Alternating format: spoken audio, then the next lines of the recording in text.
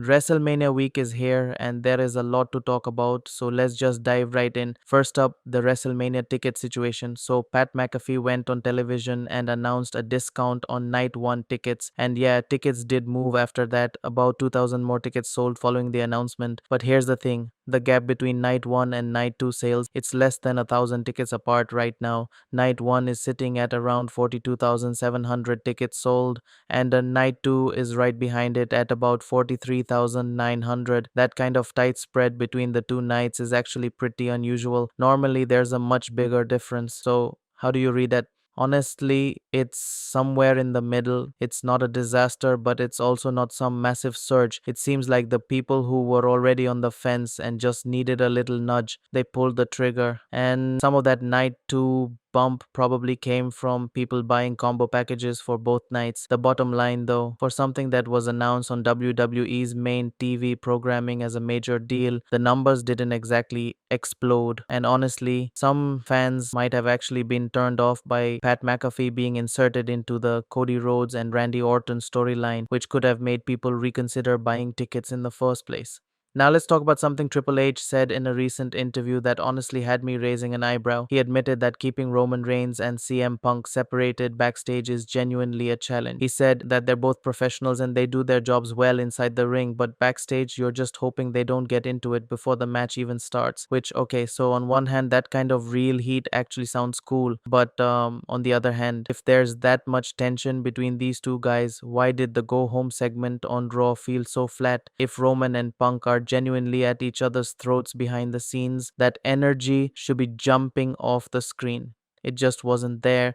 The real question for this match is simple. What happens if Roman wins the title? That's a massive deal for WWE's storylines going forward. And if CM Punk retains against Roman Reigns, that's also a huge statement. Either way, the outcome matters. The build up just didn't do it justice. Triple H also spoke about one of the unique challenges of running a wrestling company versus traditional sports. In football or basketball, if a star player goes down with an injury, you bring in someone else. In WWE, there is no backup. If Randy Orton gets hurt, there's no replacement Randy Orton waiting in the wings. Same for Cody, Roman, Punk. Nobody can fill those shoes. And Triple H is right about that. But at this point, fans aren't really tuning in to hear Triple H talk about his challenges. Ever since Pat McAfee got thrown into this storyline, my gut feeling on the outcome has shifted a little. I'll have a full predictions video dropping very soon, so stay locked in for that. Now, ESPN put out a ranking of the top 5 WrestleMania storylines this year, and they put the Pat McAfee insertion into the Cody Randy story at number 1. Fans absolutely went off in the comments. People are saying they're never taking ESPN's wrestling rankings seriously again. And the thing that really got people fired up, Brock Lesnar and Oba aren't even on the list. Like, how do you leave those two off entirely?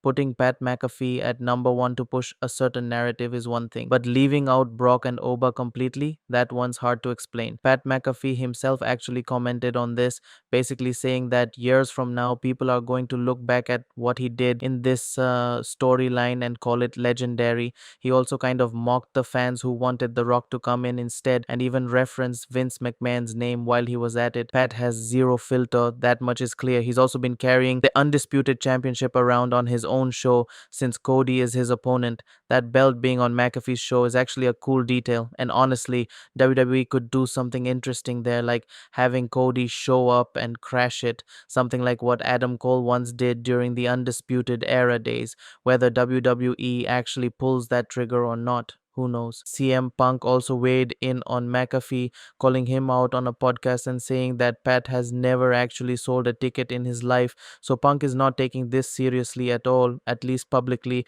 But regardless of what anyone thinks, Pat McAfee is fully embedded in this storyline now. And according to reports, WWE is already planning a tag team match involving McAfee at Backlash. So yeah, he's not going anywhere. Moving on, WWE has filed a trademark for something called the Mog Squad. The Mog Squad trademark is new and it could be tied to a specific faction down the line. Nothing confirmed yet, but worth keeping an eye on. Right now, though, fans are just negative about pretty much everything WWE is doing leading into this WrestleMania because the hype never really hit the level they wanted it to. On a much better note, Drew McIntyre's work ethic deserves a serious shout out right now.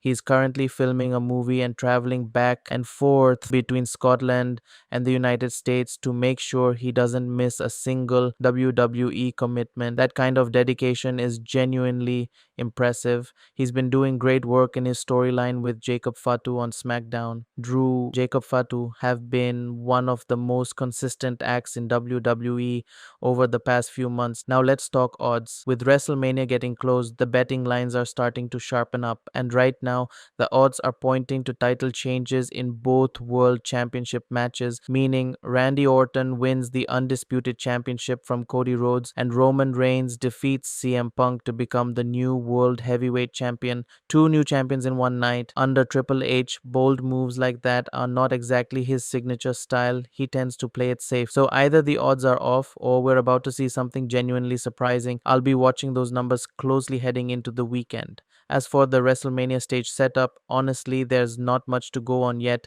WWE has been very late getting construction started this year, which some people are reading as a sign of how much energy they're putting into this event overall. We know the stage will likely have some seating on it similar to last year, but beyond that, we're just going to have to wait and see what it looks like on night of. Finally, multiple reports are coming in that Dwayne Johnson has been spotted in Las Vegas. Nothing confirmed, no photos yet, but the reports are coming from several different sources now, not just one. Look, that this WrestleMania build has not landed the way they hoped, and The Rock is essentially their ultimate insurance policy.